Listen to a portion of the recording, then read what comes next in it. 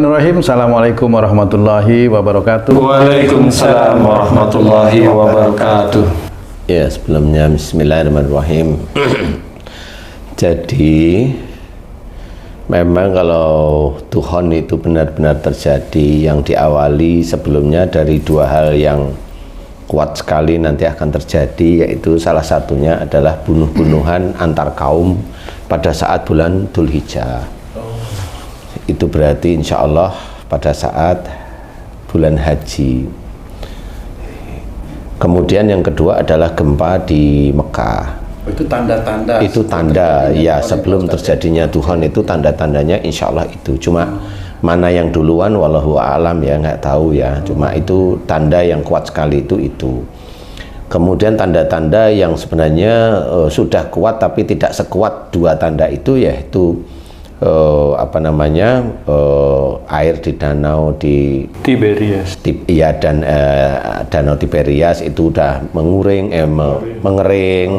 Kemudian kurma di daerah itu juga sudah tidak berbuah lagi, seperti itu. Sudah banyak hal lah yang di daerah Arab yang panas sudah mulai turun salju dan sebagainya, itu sudah itu mendukung ya, itu mendukung. Kemudian nanti pada saat Tuhon itu akan dihilangkan sebagian air, sepertiga hewan ternak, sepertiga tanaman. Itu memang benar karena memang panasnya bumi. Kemudian bagaimana cara mensikapi, karena pada saat tersebut itu listrik itu sudah tidak mampu digunakan karena asteroid itu insya Allah berhubungan dengan medan magnet yang kuat sekali, sehingga turbin itu tidak akan bisa jalan, besi ketemu besi itu nempel, jadi nggak bisa digerakkan. Dan itu semua yang berbau mekanik atau listrik itu tidak berfungsi ya. Nah, bagaimana cara makan? Cara makan ya logika aja normal, ya makan ada nasi, kemudian dimasak, dimakan, ada lauk. Nah, makan pakai lauk, kalau nggak ada nasi pakai garam. Kalau pada waktu itu garamnya udah nggak bisa ya ke air laut nggak taunya kita itu ada di gunung ya nggak bisa, kan gitu ya, logika aja lah ya. Caranya bagaimana ya, coba kalau memang sudah deket-deket ya punyalah lahan kan gitu ya, punya lahan yang bisa diairi, siapkan bibit tanaman pangan, kemudian siapkan hewan ternak. Tapi kalau hewan ternak itu nanti dimatikan oleh Allah Ta'ala, iya, tapi kan ya berdoa mudah-mudahan tidak dimatikan. Amin, gitu amin. Kan harus ada doa Iya, juga. benar. Karena itu tetap menuju untuk menjalankan ikhtiar Allah sebenarnya ya. Jangan berputus asa dulu.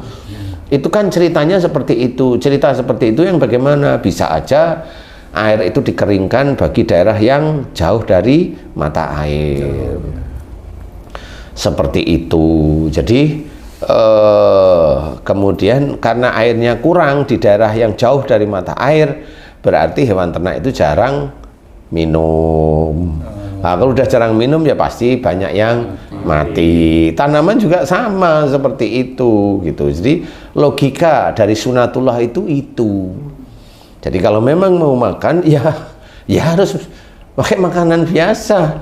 Sunatullah tetap harus kita kerjakan. Makan yang benar-benar ya ada makanan. Jangan terus baca ini terus nggak lapar kenyang 40 hari atau jangan ngomongin itu dulu, kerjain dulu kan gitu ya. Kerjain dulu 40 hari tidak makan dengan seperti itu, doa seperti itu. Coba kerjain dulu. Latihan gitu ya, Pak. Iya. Latihan lah, nanti kalau 40 hari atau 41 hari itu goal ya boleh diceritain, tapi tidak semua orang bisa nanti ya kan, jadi harus dibuktiin dulu. Jadi cobalah yang logis dari kenyataan itu seperti itu. Jadi kalau memang dari doa itu bisa menghilangkan lapar dan dahaga, kenyang terus, enak, malah seperti orang yang tidur di kasur busa yang harganya 250 juta mamanya ya saya kan nggak tahu. Jadi kayaknya enak gitu ya terserah. Seperti itu ya jangan, karena itu buktiin dulu. Kalau saya gitu, buktiin dulu, jangan ngomong dulu deh gitu. Buktiin dulu. Kalau kamu sudah buktiin, beberapa orang dari mamanya 25 orang itu sudah buktiin dan benar-benar berhasil, ya boleh silahkan. Kalau bayi itu kan belum bisa menghafal. Lah ya itu makanya orang dewasa itu buktiin dulu. Nanti kalau udah terbukti 40 hari anak SMP. Setelah anak SMP baru nanti anak yang TK. Gitu buktiin dulu. Oh, latihan menghadapi dukhon dengan membaca. Itu ya, buktiin dulu. Jangan asal ngomong. Kalau asal ngomong malu nanti kita itu kalau nggak terbukti. Sudah nggak terbukti malu di hadapan orang, dosa lagi di hadapan Allah lah, kan resiko itu nanti di akhirat. Katanya kita mau masuk surga, tetapi tidak diperhitungkan. Gimana kalau kita ngomong itu nggak taunya malah menipu seperti itu. Kalau mamanya si Nabi ini itu pernah doa itulah karena memang itu kan Nabi, tidak sama dengan kita. Kalau Nabi orang itu dipilih. Orang yang dipilih Allah Ta'ala, dan Nabi itu hidupnya itu sudah diatur oleh Allah Ta'ala seperti itu. Jadi ujiannya juga dahsyat. Ujiannya juga dahsyat, nggak cuma makan aja lapar doang, enggak. Ini yang Pak Tung tanyakan ini biasanya orang awam yang keterbatasan kemampuan dalam hal ekonomi nih Ustaz. Kalau Ustaz tadi bilang ya belilah lahan, punyalah lahan, itu mungkin bagi orang yang berkemampuan. Nah, bagi rakyat jelata nih, kemana harus cari solusi kalau duhon datang itu seperti apa Ustaz? Lah kok nyari solusi duhon Ya datang? misalnya ke tempat orang yang punya lahan, minta-minta atau daftar atau gimana gitu. Lah ya itu tadi saya juga cerita Tojiji. Lah kok nyari kok setelah duhon datang itu mau naik apa? Iya benar. Iya ya. Haji J ya. Itu umpamanya pas di Jakarta nih. Istri itu lagi di Dieng. Malam hari duhon umpamanya. Itu mau ketemu di mana? Saya cuma tanya itu mau ketemu di mana? Nah, duhon itu kan kita nggak tahu kapan datangnya. Lah iya. Lah itu yang baru itu aja udah iya nggak bisa ya. Lah apalagi orang yang butuh makanan. Nah kalau orang butuh makanan, ya mulai sekarang kan sudah harus disetting sebenarnya. Dia mau kemana? Kalau orang itu hanya mengandalkan ego pribadinya masing-masing ya nggak bisa. Selesai dia nanti Jadi orang harus nyari mana guru-gurunya yang secara real itu bisa memikirkan ini real, tidak keluar dari sunatullah, kan seperti itu. Nggak mengada-ada. Tidak mengada-ada. Nggak bagaimana nanti. Nggak, betul-betul disiapkan semua. Nah, jadi nggak bisa kita mengada-ada, itu nggak bisa. Pakai pikiran kita yang begitu. Karena Allah mengajarkan, Rasul juga nggak aneh-aneh kok. Makan juga makan, walaupun sedikit, iya beliau tetap makan, kan seperti itu. Kalau makan itu bisa pagi, mamanya bubur, sore atau siang atau sore itu cuma gado-gado dikit ya udah makan, malam enggak apa-apa, itu hidup alhamdulillah kan gitu. Iya, betul, Pak. Nggak perlu harus 3 kali, kata dokter 3 kali, kan dokter yang bilang. Betul juga itu. Kalau kita muslim itu makan kalau kita pas lagi lapar kan gitu, dan makanya juga nggak perlu banyak-banyak. Jadi memang untuk mempersiapkan itu sulit. Duhon itu saya cerita sulit, tidak segampang orang bercerita. Enggak, duhon itu betul-betul sulit. Nggak bisa sendiri-sendiri ya berarti? Nggak bisa sendiri-sendiri. Menghadapi itu nggak bisa sendiri-sendiri. Sekarang gini aja, oke. Haji J, kamu Tung, Eko, kamu pura-pura nggak kenal lah ya. Satu-satu ini temu. Kemudian kamu punya 1 hektar lahan atau berapa bau mamanya. Pak Haji J sama, kamu sama. Yang mau ngerjain tanahmu itu siapa? Saya tanya. Lah iya. Lo gitu kok mau doa bacain surat ini terus tumbuh padi gitu, senteng nanti. Nggak bisa seperti itu, kita bukan nabi. Kita bukan nabi, kita bukan Maryam yang hanya cuma berdoa kepada Allah Ta'ala ditatengin beneran. Bukan, kita manusia biasa sebenarnya. Nah, itu harus mikir. Harus mikir, kamu punya lahan sudah punya, mau 10 hektar punya. Yang mau ngerjain waktu duhon itu traktor nggak bisa ngerjain pakai apa, cangkul nggak ada, lah mau apa coba? Lahan itu sudah ada. Mau ngomong apa sekarang? Kan harus pakai ini. Oke, kamu padi ada, lahan ada, bibit padinya ada belum? Lupa belum beli, lah kan bubar. Terus gimana itu? Lah ya jangan terus gimana, wah ini mikir ya, saya sendiri juga mikir. Saya akan tanya terus gimana. Loh ya gimana Ji? Tanah aja punya. Sebelumnya kita udah tahu dari Ustadz harus nabung. Harus nabung sebelumnya. Kira-kira besok atau lusa mau duhon gitu, Pak Ustadz? Akan udah ada ceritanya tadi, kalau ada di tanda-tandanya kan sudah jelas. Artinya disiarkan gitu atau kita lihat dari mana Nah, itu nanti, lihat Pak? dari TV jelas Oh, ada. Itu TV. nanti dimunculkan di TV. TV-nya mati. Betul. Oh. Setelah Tuhan mati. Tapi Nah, kalau itu itu mencari salju siapa? sudah pada turun, kelihatan salju. Tanda-tandanya udah ada. Terus nyari orang untuk apa tadi nanam-nanam itu di mana nyarinya itu Pak Ustadz? Di sini. Kan orang juga lagi lemah lunglai juga karena ada kena. Nanemnya jangan pas saat duhon. Jadi sebenarnya harus di situ ada seseorang yang betul-betul bisa memimpin, bisa memandu, bisa mengarahkan, bisa memang benar-benar berani berperang. Di situ titik-titik itu harus ada. Siapa orangnya wallahu a'lam.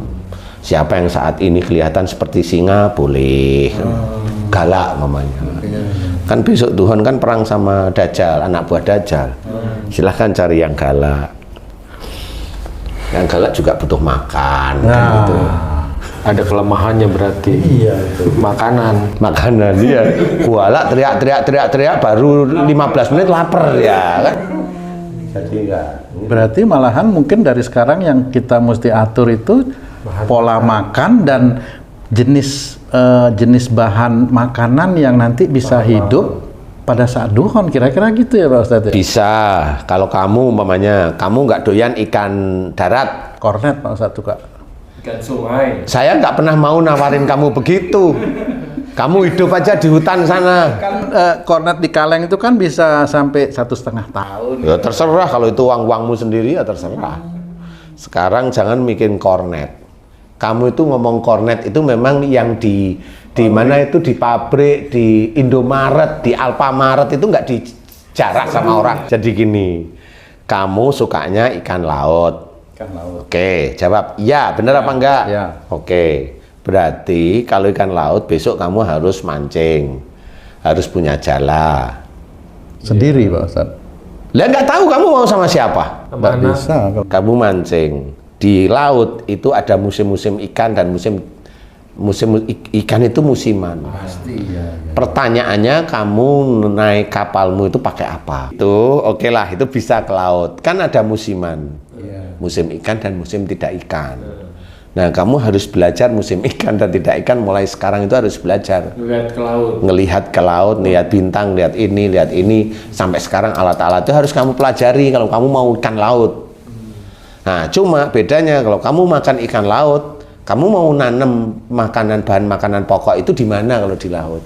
Berarti harus sudah mulai dicoret, sudah ada list itu yang Itu nanti kita harus diverifikasi. ya. Jangan terus yuk kita doa laut sama ini dideketin biar nanti kerja di laut gampang, nanam gampang. Pakai inilah. Jangan asal ngomong kan gitu. Makan ayam Pak Ustadz? Hah? Daging ayam?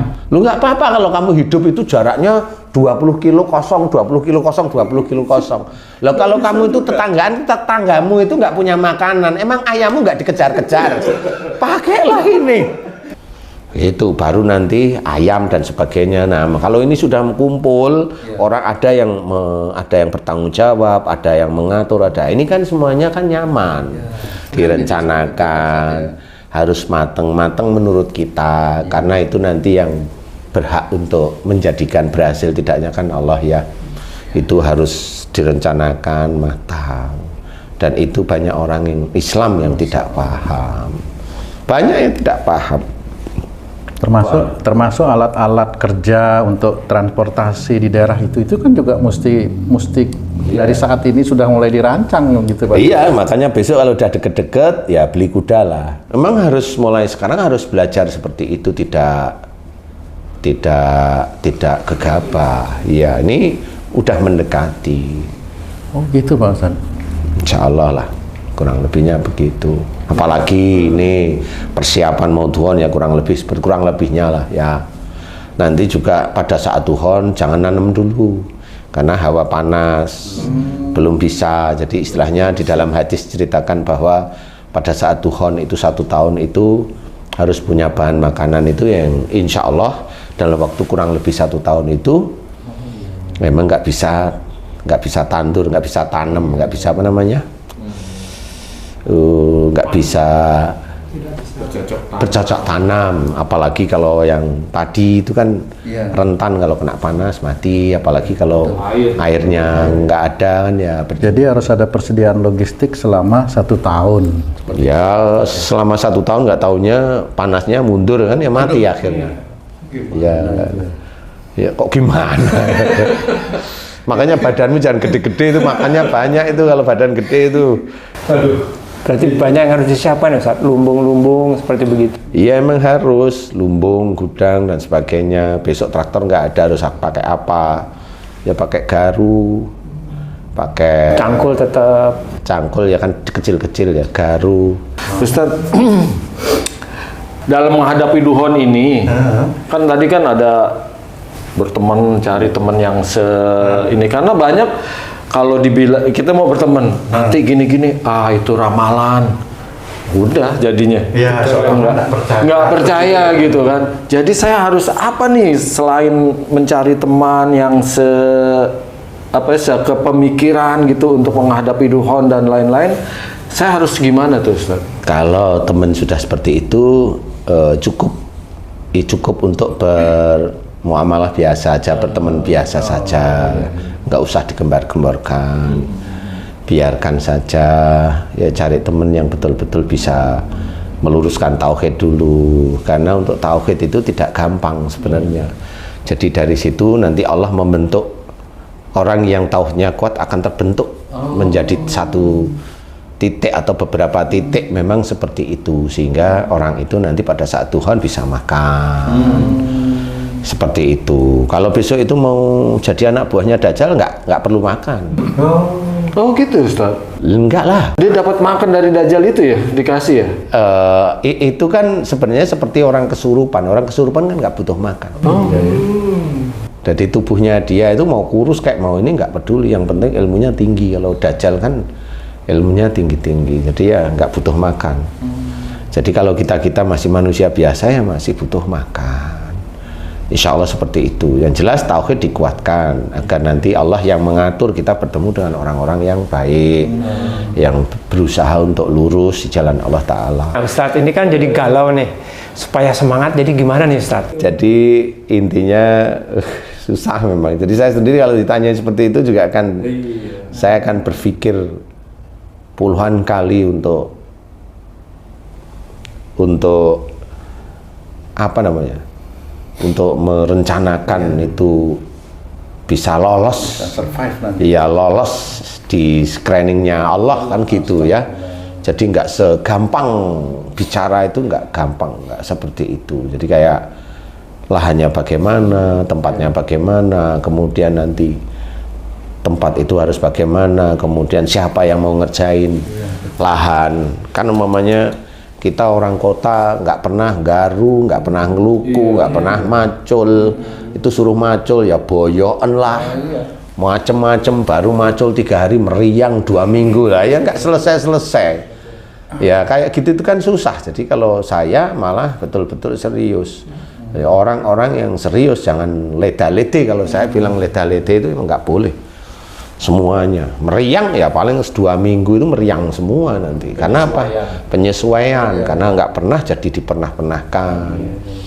Seperti itu. Terus waktu itu nanti jam tangan itu kan juga ikut mati kira-kira. Terus nanti taunya waktu misalnya yang biasanya mau sholat subuh tuh pakai beker, nanti kan nggak ada beker. Maksudnya bangunnya gitu? Bangun yang bangunin itu waktu sholat maghrib itu kan gelap itu Pak Ustadz, nanti gimana itu bisanya sholatnya di jamak-jamak terus gitu, bagaimana itu ya? Kita coba pakai jamnya matahari dulu. Matahari ketutup awan, Ustaz. Iya sih, tapi kita coba aja, kan kita nggak ngerti. Kalaupun ada malaikat kalau mau turun ya silakan, ini sudah maghrib kan gitu. Tapi kan kita kan mohon kepada Allah Ta'ala karena nggak tahu waktu nih kan gitu. Jadi kan darurat itu kan agak kesulitan, tetapi ya kalau memang, nah itu termasuk itu sendiri juga harus dipikirin gimana caranya. Paling tidak nomor satu yang agak real jam matahari. Intinya seperti itu. Jadi untuk harus berpikir. Sekarang memang harus berpikir. Nggak usah terlalu takut ya enggak. Ya karena ini kan udah ketentuan Allah ya. Jadi nggak usah terlalu takut, tetapi juga harus disiapkan. Seperti itu harus disiapkan. Nggak bisa nggak boleh menggampangkan. Jangan menggampangkan. Kalau memang sekarang belum, ya nggak apa-apa. Karena ada salah satu ustaz juga bilang, oh ini umur saya kayaknya belum sampai Tuhan, saya sudah mati. Ya mati beneran dia. Oh iya. Ada, tapi nggak perlu ngomong. Saya tahu, saya pernah dengar ceramahnya dia. Saya kayaknya ini belum Tuhan, saya sudah mati. Mati beneran dia. Kayak sesumbar gitu ya. Ya itu kayak mendoakan sendiri. Jadi Tuhan itu miliknya Allah, dia tantang, itu nggak boleh. Seperti itu enggak boleh. Jadi ya akhirnya terkena sendiri walaupun beliau pendakwah. Nah, Allah itu nggak lihat pendakwah kok. Allah itu hanya yang dilihat itu nurut keimanannya. Insya Allah seperti itu kurang lebihnya, wallahu a'lam. Baik Pak Ustadz, terima kasih banyak ini pencerahannya, penjelasan yang singkat. Mungkin di lain waktu nanti kita perlu penjelasan lebih banyak lagi nih Pak Ustadz, karena waktunya singkat banget ya Pak Ji ya. Iya. Oke, cukup. Ada yang mau ditanya lagi? Alhamdulillah. Baik, sahabat beriman dimanapun berada, demikian tadi pencerahan dari guru kita Pak Ustadz Danu mengenai Tuhan, bagaimana menyikapi, bagaimana kan nanti para pemirsa atau sahabat beriman sendiri yang menyimpulkan gitu ya, karena memang ini tidak bisa disimpulkan sekarang, tapi perlu dipikirkan bahwa kejadian itu nanti benar-benar di luar daripada yang selama ini kita pikirkan. Insya Allah seperti itu ya Pak Ustadz ya, tidak pernah terpikirkan kan itu nanti itu kejadian seperti itu Pak Ustadz ya. Memang nggak bisa, sama seperti surga itu indahnya nggak ada di dunia ya nggak bisa dipikirkan. Tapi caranya bagaimana, mulai sekarang kita harus belajar untuk lurus tauhidnya kan, seperti itu. Sama Tuhan itu juga kita nggak ngerti, saya sendiri juga nggak ngerti, wong saya belum pernah ngerasain Tuhan kan, seperti itu ya. Baik. Terima kasih arahannya lagi Pak Ustadz. Sahabat beriman, kita luruskan lagi tauhid. Mudah-mudahan perbincangan kita kali ini bisa memberikan manfaat untuk meningkatkan keimanan dan ketakwaan kita kepada Allah. Jika ada perkataan kami yang kurang berkenan, kami mohon maaf. Billahi taufiq wal hidayah. Wassalamualaikum warahmatullahi wabarakatuh. Waalaikumsalam warahmatullahi wabarakatuh.